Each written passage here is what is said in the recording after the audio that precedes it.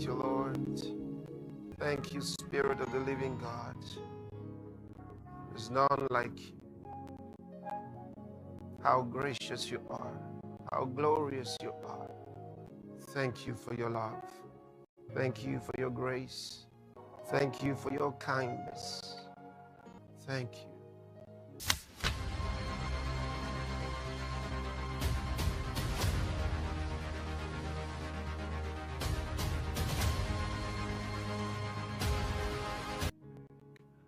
Welcome to today's program. And in these days, as we journey towards the end of the church age, God's expectation is that we take a hold of the acquisitions of Christ. In Christianity, and God said no. I was a certified yoga instructor with hundreds of hours of training. It was my passion. My passion was healing. My passion was helping people heal. And little did I know I was deceived, and not until I was saved by Jesus Christ. Our world has been deceived for so long, for many years. This is the reason you find that the people who are trying to get cured of a certain condition, but the treatment perpetuates the condition, and they don't know it. Throughout history, the world has been misled through various strategies and practices in the pursuit of good health and a better livelihood. Among these is yoga, a widely recommended exercise. However, many unknowingly Yoked with the universal consciousness. It's all about merging your soul with the universal consciousness. Yoga is a Hindu ritual. The word yoga means to marry, to connect, to unite, to combine, to become one with. That's what yoga means, to yoke with. And also, basically, yoga is sun worship. It is actually a spiritual trap to lure people into worshipping false gods. And the word yoga means to be yoked with, to be united with. And here's where the deception comes in. Some will say it will bring you closer to God. You know, these are subliminal messages. So they've got to go through a certain religious inclination to give us some exercise. Here's where you have to be wise as a child of God. So they hijack the exercises, call them yoga, and yoga has a connotation to a certain religious background. Well, first, this is the biggest sin of the Old Testament, and I would say of the New Testament. When did God get really fired up at his people? When they worship false gods. You can't separate yoga and Hinduism. You can't separate, yeah. So which means then that whether intend to or otherwise, you've got Christians practicing Eastern mysticism, Yeah. what we would call Hindu worship. They may say what they want, Yeah. but ultimately that's what they're participating in. Now, most people going to yoga studios doing yoga have no idea about this, nor do they have any really desire to do that. They're mostly there for physical exercise, for, you know, mental health and something beneficial to their life, to just stay healthy and stay flexible, which are all great things. But the thing is, you are pursuing that under a greater covering, under a greater mission of yoga, which is completely anti-biblical, completely anti-Christian, and will actually end up in extreme demonization. They don't tell you that. And so they say, oh, it's normal, it's just exercise. Why did you give it that particular name? yoga has become very popular, and the world has done a great job of marketing it as an exercise. Research shows that tens of thousands of people around the world, including Christians, now practice the exercise. There is nothing wrong with physical exercise, but these positions are teaching postures with a spiritual purpose. The true religion of yoga is much more than just stretching. So when you're doing these poses, those particular poses, and they're not ordinary poses, they're very odd and distinct. That's like sending up a bat signal to get Batman to come visit you, except it's going to be a demon that's associated with that pose. When they make those poses, they're invoking that particular demon that goes with that pose. That's what the poses were curated for. They were curated to honor false gods, and not only honor false gods, but invite and to yoke with false gods. Poses and sequences to worship the sun, to worship specific gods like Shakti and Shiva and Ganesha. And So yoga stretches are not just regular stretches. The stretch in yoga, each stretch has a meaning to it. So for example, there's a pose called warrior pose, warrior 1, 2, and 3. Okay.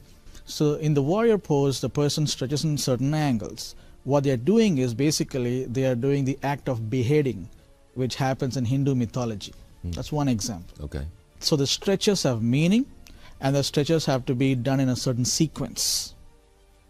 You can't change the sequence.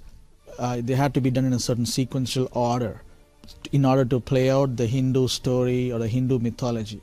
So yoga stretching is a Hindu ritual. It is a physical expression of worship. You can never separate yoga from Hinduism. It's not possible. The roots of yoga are intrinsically pagan. You can't go to a yoga class without having Hindu gods and goddesses all over the walls, without seeing a tarot deck in the corner, without a crystal here, a salt lamp there. Like it's riddled. It's like a demon cave every time you go into a yoga studio. Yoga is widely practiced for relaxation, stress relief, and physical exercise. However, many, including Christians, adopt it without considering its origins. That's where you start. You start with the beginning. Read the history of it. Who were they? What were they like? What were their pursuits? What were their motivations? Then you would know. That'll be easy for you to project that direction, where they're going, what they want to do.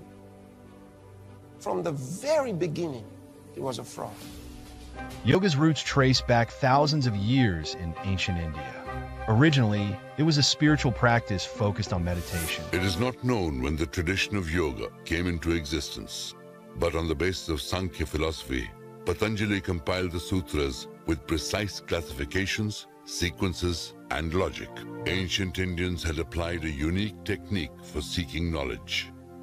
Here, the experimentation, testing, and observation were not performed externally, but inside the human body and mind. The process of concentrating the Chitta consciousness is yoga. Therefore, yoga in India left its mark on many philosophies, arts, and sciences. According to Hindu philosophy, the source of yoga is Shiva, but the main guru or the founder also, some people say father, some people say, is the serpent. And the serpent, according to Hindu teachings, mythology, serpent took the form of a human being, and he wrote 195 aphorisms, means wise sayings. So all of yoga will fit into that 195 wise sayings that supposedly this wise serpent wrote, and that is the foundation of all yoga practice. So if I'm a Christian and I'm reciting, let's say, Psalm 23 or Psalm 91, and I keep doing yoga stretches, then the stretches, I'm attributing it to serpent and the source Shiva. So it's got to have some root from somewhere. Then the next thing you know is you are having to say some words that you don't even know the meaning. You have to recite those words. Now you're talking to demons and you don't know. And there's a lot of people right now being demonized doing Christian yoga, having yoga at the church. And like I had a pastor one time like, why are you talking about yoga? We have yoga at the church. And I'm like, dude, if you're having yoga classes at your church, you need to shut down your church. You are literally opening up a demonic portal, a demonic realm. So in our world today, we have to pray. See, I've told you what Satan does is he takes the good intentions of men and he forms evil things out of them, takes advantage of them and lures them into evil. And Jesus called Satan a murderer. You know, I want to have some level of peace of mind. You know, if work is so busy, things are so stressful. That's what yoga is being marketed as, sort of a health supplement to your lifestyle, you know?